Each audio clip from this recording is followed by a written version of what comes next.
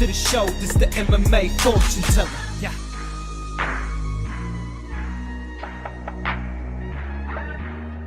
The MMA fortune teller.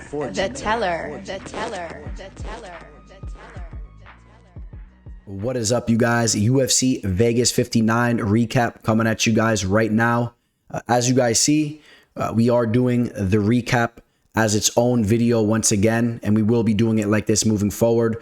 We no longer will be doing that quick touch-up in the beginning of the upcoming fight card breakdown video.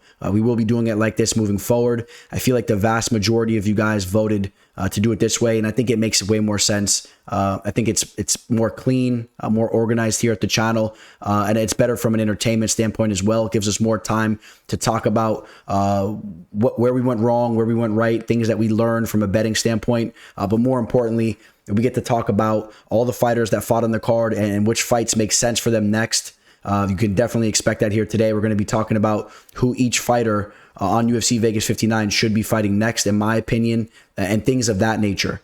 So hopefully you guys will enjoy these recaps. You guys will always get these recaps right after the fight card, sometimes as early as Saturday night. Probably not as likely, but for sure by Sunday. You can plan on getting these by Sunday at some time. So here we go. We'll hit up UFC Vegas 59 right now. Let's jump into the card. So as you guys know, Dana White always says you shouldn't judge a fight card until it's wrapped up, until it's completed. And this is a tricky thing that Dana White says, because he kind of tries to skew from the main point that people are making when they're criticizing a fight card. For example, this fight card, in my opinion, was a very weak fight card on paper. Now, from a entertainment standpoint, this fight card absolutely delivered.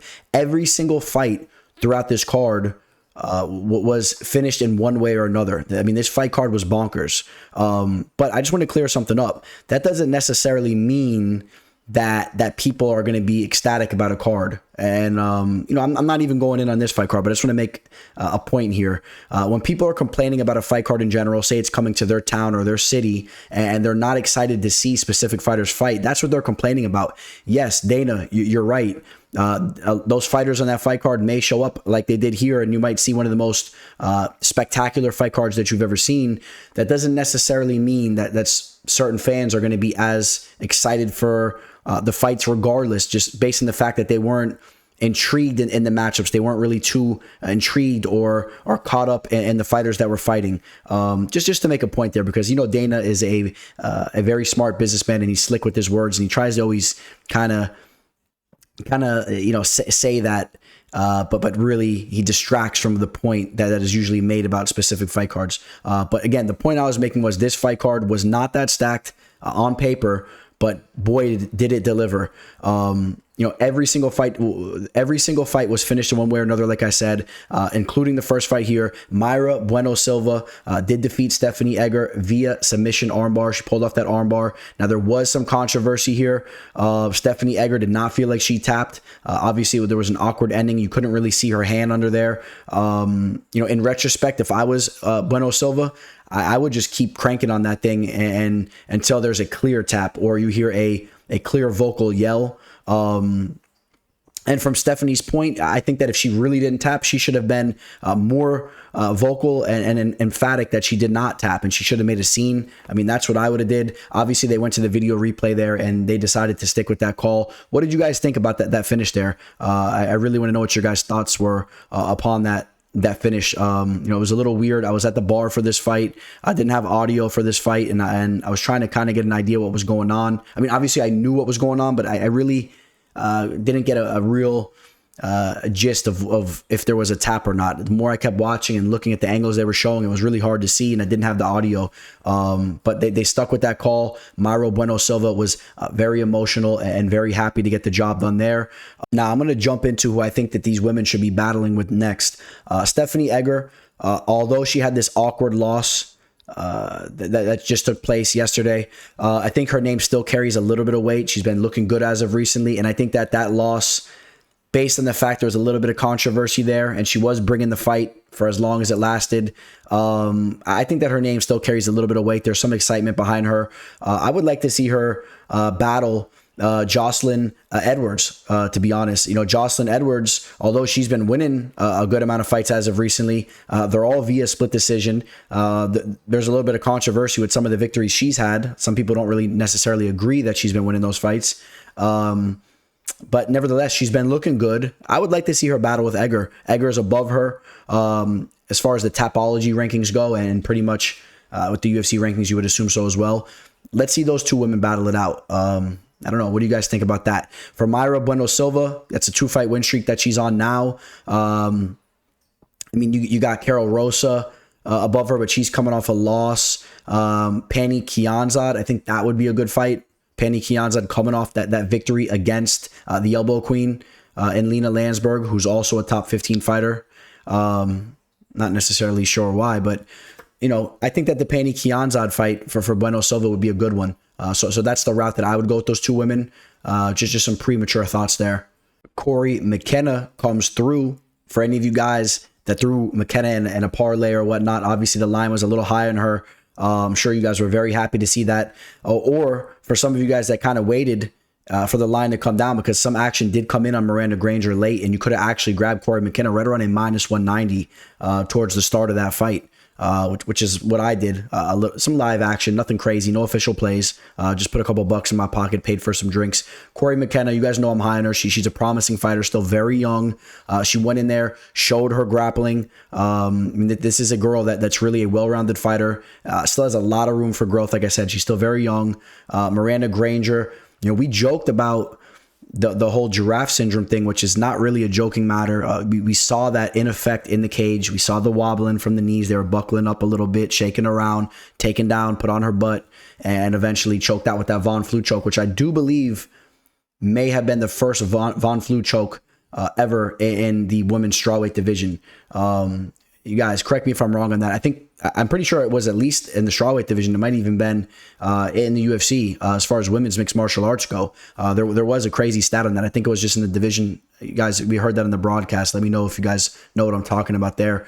Corey McKenna comes through. You guys know we had her to win the fight. And real quick, also, I did edge Stephanie Egger to win that fight. Let me be clear. I don't want to just point out my victories or my fights that I picked correctly and then be quiet about the fights that I did not pick correctly. Yes, I did pick Stephanie Egger. You guys know I was very torn on that fight. We went back and forth. Now, who do I want to see Corey McKenna fight next? You know, some of these I'm just going to pop live to you guys. So I'm just going to throw some of these out to you guys. Personally, I actually would like to see the Vanessa Demopoulos fight. Vanessa Demopoulos coming off that big victory over Jin Frey. Before that, she had the big victory over Silvana Gomez Juarez. Battled in there with JJ Aldrich, got beat up a little bit. I would love to see that fight. Give me Corey McKenna and Vanessa Demopoulos all day. We know Vanessa Demopoulos won't be as easy to submit if Corey gets her taken down to the mat. We know Demopoulos has some solid BJJ. And I want to see Corey McKenna pushed a little bit more, so I'd like to see her showcase her striking, and I think that's a fight where she could showcase her striking. Give me Corey McKenna and Demopoulos next. I'd love to see that. As far as Miranda Granger, I don't know. Maybe she's lucky if she even gets another fight in the UFC, if we're being honest. So she could fight someone at the bottom of the barrel in that division. Brian Battle comes out and knocks out Takashi Sato. I was going crazy when this happened. Obviously, you guys probably know why. We did have an official play on Brian Battle. We had him mixed in a 2-team parlay, which we'll get to the other leg in a second. It did cash. It was my only play of the card, which I'll let you guys know why if you didn't know why already. I had 3 official plays, but when that Quinlan fight fell through, 2 of my official plays fell off the card. You guys can put the puzzle pieces there together. Obviously, I had 2 official plays mixed in the Witt Quinlan fight. So that did throw a little bit of a wrench into this fight card, but I stuck to my guns. I grounded myself and just stuck with the one official play, which I was very happy to cash. We're going to be getting to that in a second. I saw people talking about the fact that Brian Battle didn't look good at the weigh-ins. He looked sucked out in his face and whatnot. I disagreed. I mean, I know what you guys were saying in regards to his eyes being a little sucked out or whatnot. I was fine with him. He came in, he made weight.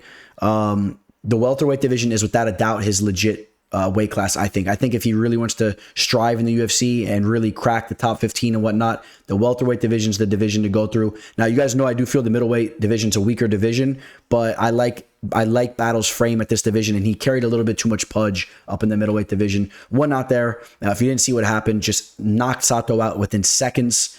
Came into this fight as a decent favorite. And we're going to get to the betting line here in a second, as you're going to get a little sneak peek at my other leg there. But I grabbed Bryan Battle at minus 230 and a 5-unit play. We'll get to the other leg. You guys settle your horses out there.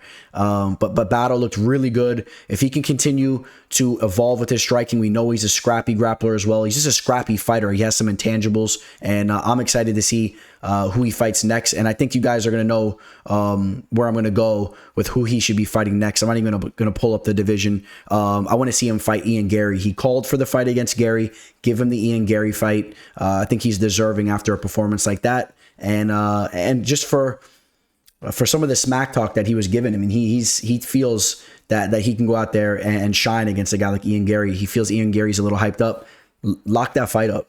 Right into the second leg of our parlay. You guys probably just saw it here a second ago. Of course, we had Michelle Oleksiejczuk. Grabbed them at minus 550. Threw him a Bryan Battle. And the reason why I did that was I was really liking the Bryan Battle spot, but I wanted to get a better line than minus 230 there. And I really felt that the Oleksiejczuk play was a straight layup. I love him coming down to the middleweight division. I think he instantly becomes a threat to the division.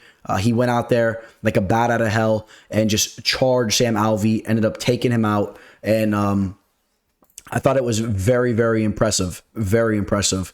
He was always an undersized light heavyweight. I think the middleweight division suits him very well. We talk about two fighters in my official play parlay that were dropping down in weight, and I really like the move by both men there. Now, who are both of these men going to be fighting next? Who is Sam Alvey going to be fighting next? Well, if you didn't hear, Sam Alvey, the UFC was so impressed with his performance that he put on, now going on, a 9-fight, non-win skid. He's actually going to get a shot at the title against Israel Adesanya. This was just, a little meme thing I made, just poking some fun. But you guys know the UFC refuses to let Sam Alvey go. I don't feel... I do not feel confident that the UFC cuts him. I cannot say I feel confident. You would think so. They have to, but maybe they don't. And maybe they throw him in there with Adesanya next. But, in all seriousness, I do think that it's probably going to be the last time we see him in the UFC. And I think that Alvey should hang them up. Now, as far as who do we want to see Michelle Oleksiejczuk fight next in the middleweight division, I think there's a couple different ways you can go. I think that Oleksiejczuk instantly burst into the top 15 of the middleweight division. I feel that if you look at the top 15 right now, I would take Oleksiejczuk over Uriah Hall all day at 13. I would take him over guys like Chris Curtis, Amavov, all these guys. I mean, maybe he has to prove himself a little bit more just to gain that respect in the division. Obviously, Sam Alvey's not the most respected victory, but I want him to get a top 15 opponent. I would love to see him in there. I'm telling you guys, I don't even think that's a reach to see him in there with guys like Marvin Vettori. I know he's ranked way at the top of the division. I think he's going to go in there and battle with these types of fighters in the division. I truly believe that. But maybe a more realistic next fight for him would be he's coming off a victory. I know that Chris Curtis just took an L there against Jack Hermanson, but he's had some momentum. I would love to see that fight. Throw him in there with Chris Curtis. Chris Curtis, a friend and teammate of Sam Alvey's. I think that's a great route right there. Give me Chris Curtis and Michelle Oleksiejczuk next. Terrence McKinney gets the rear naked choke victory over Eric Gonzalez. I put a little story out on my Instagram, kind of poking some fun. I shouldn't say poking some fun, but kind of just pointing out that you got to be wary about those certain prop bets. I felt very wary about this. I saw a lot of you guys talking about the fact you guys like Terrence McKinney to win this fight via KO or slash TKO, that specific prop bet that was just about at even odds. A lot of people thought that was a ridiculous line. There was crazy value there. I was a little skeptical. I'll be honest. I was actually very close to pulling the trigger on that play. I was a little skeptical about that, though. Look what happens with those types of fights, or these types of fights. When you got a guy like McKinney, who not a lot of people realize actually has some serious grappling. He's a serious wrestler. You see his jiu-jitsu's also coming around. And then you got a guy in Eric Gonzalez that's not really up to par there. There's definitely the ability that McKinney was going to go out there, use some ground and pound, and I thought that he could have opened up a choke one way or another. I had an arm triangle choke, a rear naked choke, maybe even a guillotine just bullying him around. maybe not so much the guillotine, but possibly. You know the Teller loves his guillotines. But in all seriousness, Terrence McKinney is an absolute beast. I will say this, though. Definitely has some defensive flaws. I mean, we saw him even eat a couple shots in this fight. Obviously, he didn't feel like he was in any type of danger.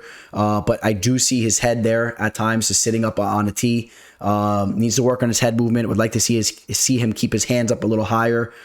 He is just so ready to throw down and so ready to knock you out that he kind of leaves himself open. And I think when he fights guys in the top of the division, we will see him get starched and we will see him get put out.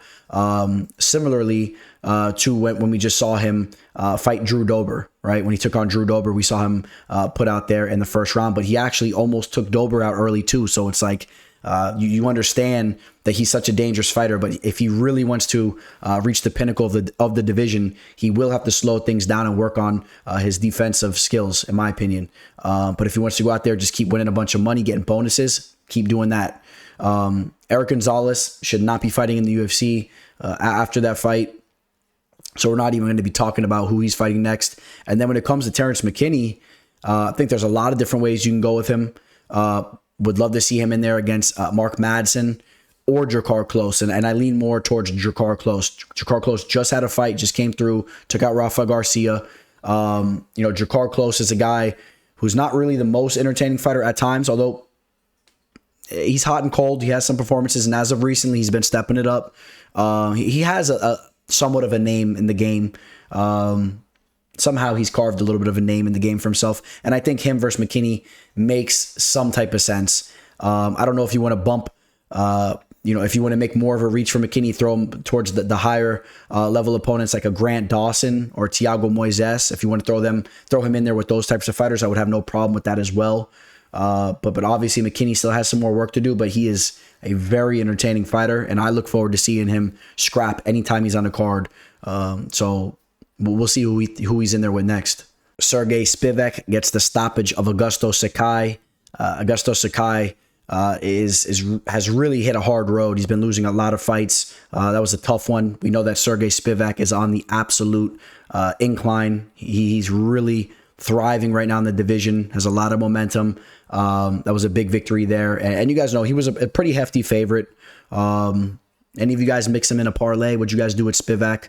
I just threw a little bit of money at him. We talked about a fight like that earlier. Just threw a little bit of money. Buy me a couple of drinks at the bar. If the play didn't come through, no harm, no foul. But I thought the line was a little bit high to an extent. But I mean, he really showed up. Of course, Augusto Sakai was a fighter in the past that really showed to have pretty quick hands with his boxing for the size that he is, and wasn't really able to implement his game plan there. Now, in the heavyweight division, you got Sergey Pavlovich right here who's coming off a big victory. You got Sergey Spivak right behind him. I mean, are we going to see a battle of the Sergeys or what? I mean, I think that's the route to go. I want to see the battle of the Sergeys. Without a doubt, that's the fight that I want to see.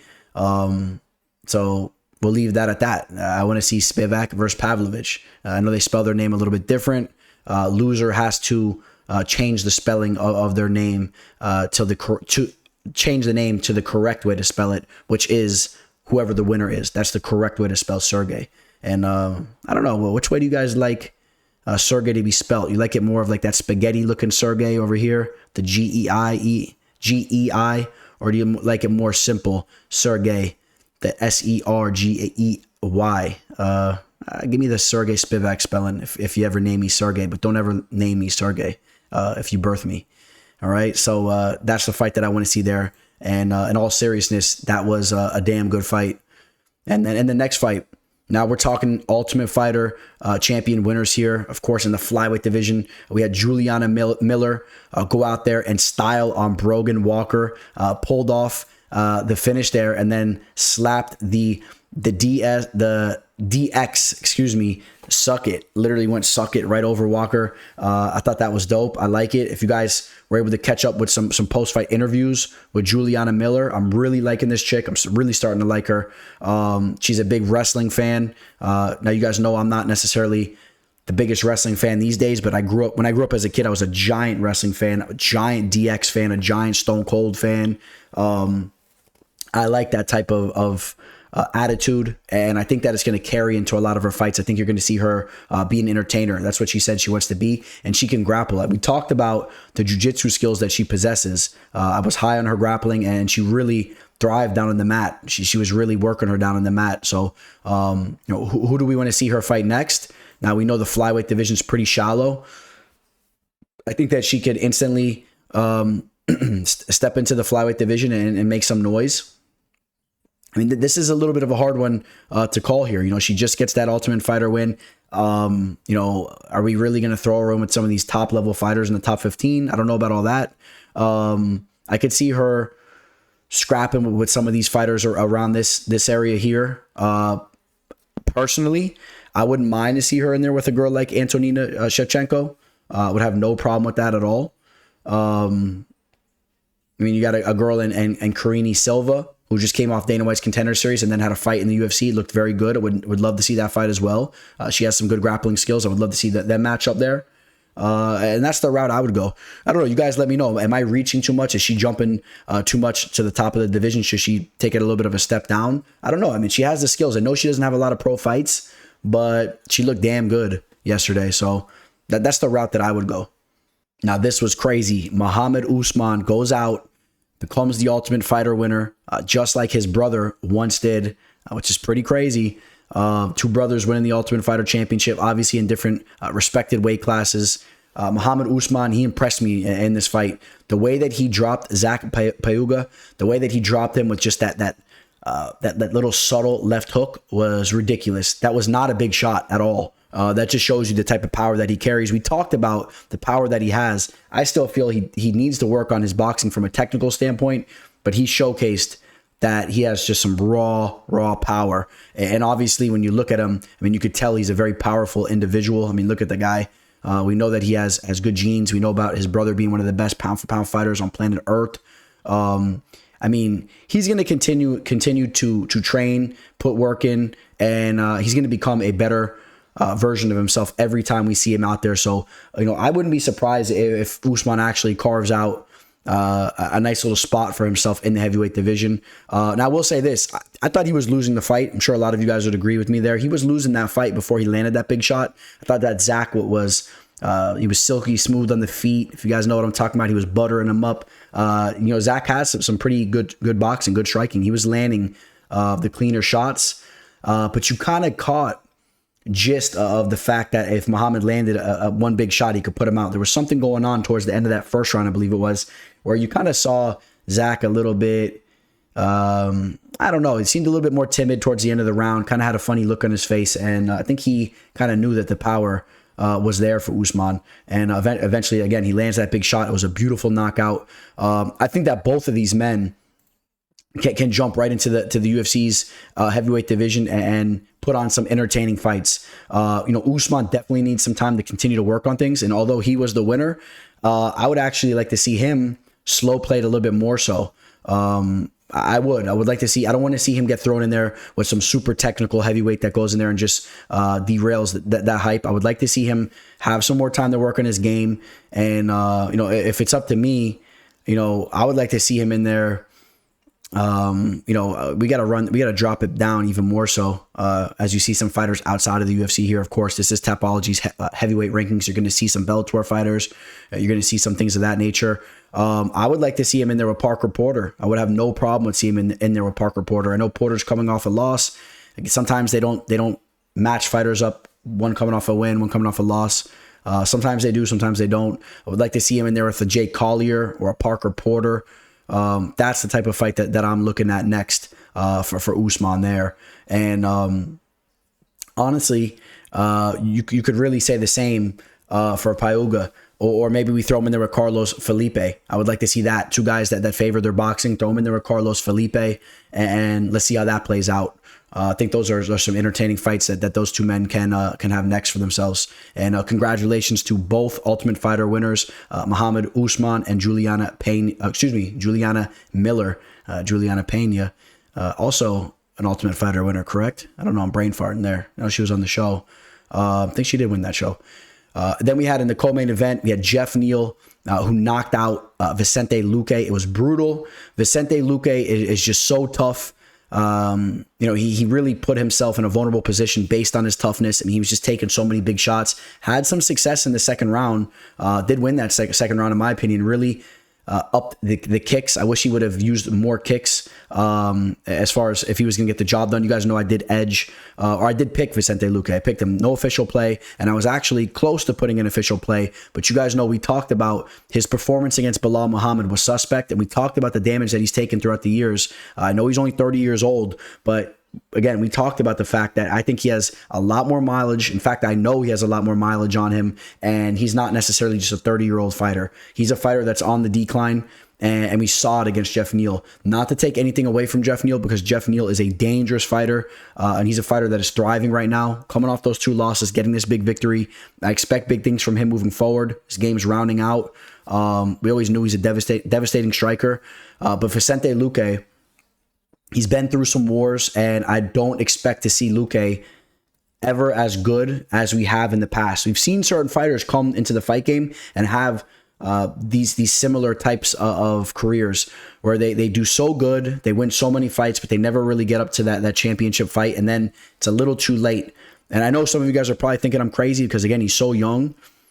You could see it in his fight, man. He's starting to become a little bit more stagnant, and the shots are starting to catch up to him. I'm sure he's taken... I know he's taken a lot of damage. So that was a tough fight to watch. And I had a gut feeling that Jeff Neal was going to pull it off. That's why I stayed away from it. Of course, you guys know I have so much respect for Vicente Luque. I've thrown him in so many official plays. He's always, or almost always, came through for me. I had a little bit of a bitter taste in my mouth for how he performed against Belal Muhammad, and wanted nothing to do with him there. And I'm sure, and I know that he did cost some of you guys some money there. So I know that was tough for some of you guys, but you should have been a little bit more weary based on the performance that he just had against Muhammad. There was something up with him, and you could tell. So, we'll slide over to the welterweights. I mean, who can these guys get matched up with next? I want to talk about Jeff Neal first and foremost. Goes out there, takes out Vicente Luque, who was ranked above him. I think there's some big fights coming up for Jeff Neal. I think this fight really put his train back on the tracks. Now, I mean, he would love the Steven Wonderboy fight. Almost everybody wants that fight. And you know what? Why not give Jeff Neal that fight? Nobody really wants to see a wrestler or a grappler go in there and fight Stephen Thompson right now. He's obviously on the decline, and he's getting taken down by all these guys. He's getting smothered. We want to see Stephen Thompson get a chance to showcase his striking one more time. Well, let me tell you who's going to give you that type of fight. Jeff Neal. Jeff Neal is going to give you that type of fight. I would love to see him in there with Sean Brady, but Sean Brady, of course, is already matched up with Belal Muhammad. There's a lot of big names. I don't really know if Jeff Neal deserves to get fed to a guy like Shavkat or whatnot. Give Neal some respect. He put on a hell of a performance. Give him the Steven Wonderboy fight. I would love to see that. I think that's the route that I'm going to go with my pick there. Give him that fight, and then for Luque, who's Luque going to get matched up with next? Hopefully they give him a little bit of a drop down in competition. I would like to see that. I would love to see him versus Michel Pereira.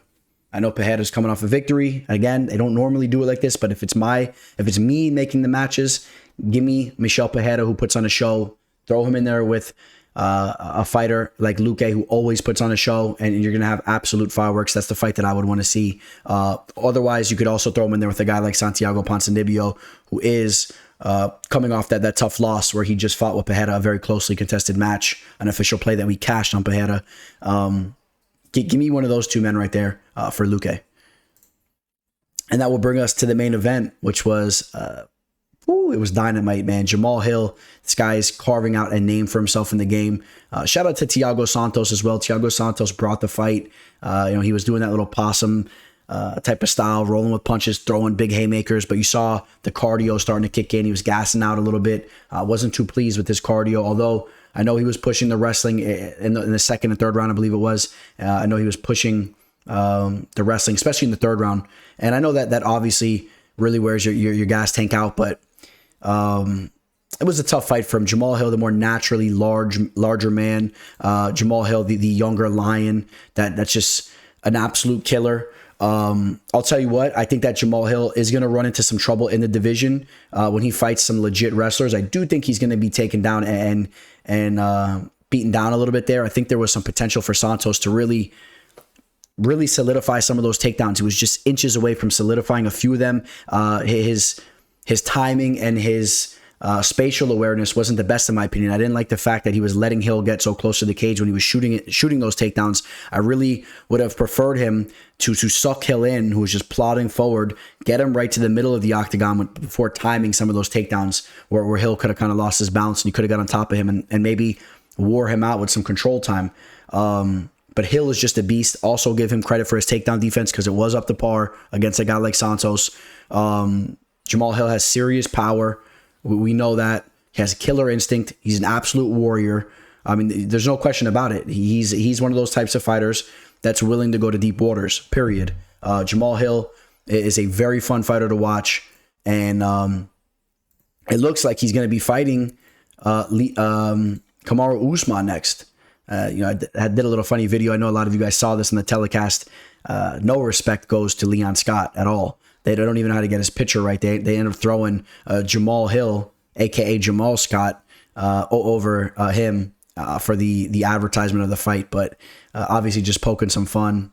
Leon Edwards will have his chance to gain the whole world's respect when he goes in and fights Kamaru Usman coming up in Salt Lake City, I believe, right? So back to this fight, though, man. Who do we want to see these men fight next? Thiago Santos.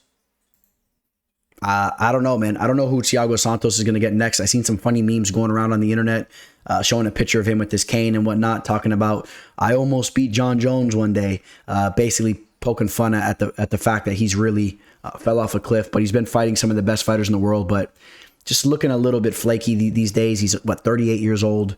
I mean, if Santos wants to get in there again, you want to give him a big fight, I would like to see him in there with Paul Craig. I would like to see Thiago Santos fight Paul Craig. I like that fight a lot. Both men bring it. That's the fight I want right there. As far as Jamahal Hill goes, Jamahal Hill's working his way right to the top of the division. He's calling out for the Jan Blachowicz fight, and you guys know how I do it. I like fighters that call their spots.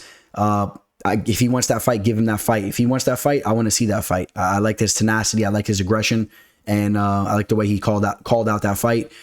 Personally, I think that's a tough fight for him. I think that Jan Blachowicz is more technical on the feet, and I think that Jan Blachowicz wins the striking exchanges. Of course, still could be knocked out by Hill. Hill has some serious power, but I think a lot of you guys will be surprised at the difference in technical abilities in the feet between Blachowicz and the still very young Hill. Blachowicz wins those striking exchanges, and we actually see Jan Blachowicz use some of the wrestling skills that we saw him possess in the Israel Adesanya fight. Get some takedowns on Jamahal Hill, uses his timing in the middle of the cage properly, gets some takedowns, reigns some control time, and grinds out Hill. Hill will be breathing heavier than Blachowicz. Blachowicz takes that fight, and we'll see when we get a betting line on that, but that would be a fight that I definitely would be targeting if it was a respectable line. But as I say that, let me not come off in a disrespectful way, because you guys know I like Hill, and Hill is a guy that's really making a name for himself, but he's calling out the former champ who's been looking phenomenal. Smart move, though. He wants that quick route to the belt. Go out there, take out Jan Blachowicz, and then you're knocking on the door for a championship. Why wait around? I like his attitude. All right, so that's going to be my recap as far as the fight card goes and who each fighter should be matched up with next. Tell me what you guys thought about it. Who did you agree with? What picks did you agree with, and what picks did you not agree with? And again, now from a betting standpoint, the 5-unit parlay cashes where we hit the 5-unit play, caught it at minus 144.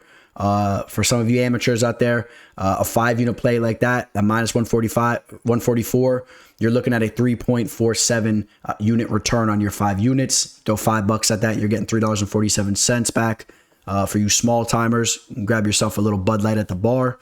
For you big timers, throw, if you want to see what I was throwing at it, 5-unit play for me, we're getting a little bit over 1,700 back. So we're talking about some legitimate money. I feel more than happy to walk away from a fight card, putting that type of money in my pocket. So obviously I'm happy about that. Of course, some of the haters will be out there saying, oh, you just picked favorites. I told you guys I had 3 official plays. This was a funny fight card. And I'm glad that I pumped the brakes and adding more plays when the Quinlan fight fell apart, because it would have been Vicente Luque. It would have been Vicente Luque. There was a couple other routes I may have went, but Vicente Luque was my next play I was going to go after, but obviously I hesitated for proper reason. So another profitable night here for the teller. How about Skinny Bets? Skinny Bets chirping about the teller now. If you guys go over on IG, you know, Skinny Bets, you know, paying homage to the teller. He knows who the teller is now. I guess the whole Kevin Holland beef was stirring the community up. Everyone's talking about the teller there. So I've been poking some fun with Skinny, but, you know, shout out to Skinny. He always has the fighters yelling his name in the octagon in the post-fight interviews. Of course, the teller looks to do that one day himself. Have some fighters chatting his name up in the octagon. I will have that happen one day. Mark my words. You guys know how the teller calls his shots. All right. So, all right, that's gonna wrap up the UFC Vegas recap video here for you guys. Again, let me know if you guys enjoy this type of style for the recaps. Obviously, if you're still here, you do enjoy this type of style. I think it's more fun. Hit me up in the comment section. Let's engage. I'm here. I got my computer up and going. So hit me up in the comment section. Any questions, concerns you have, any type of comments you have, I'll be there and I'll engage with you. All right, guys. On that note, signing out. Teller. Welcome to the show. This is the MMA fortune teller. Yeah.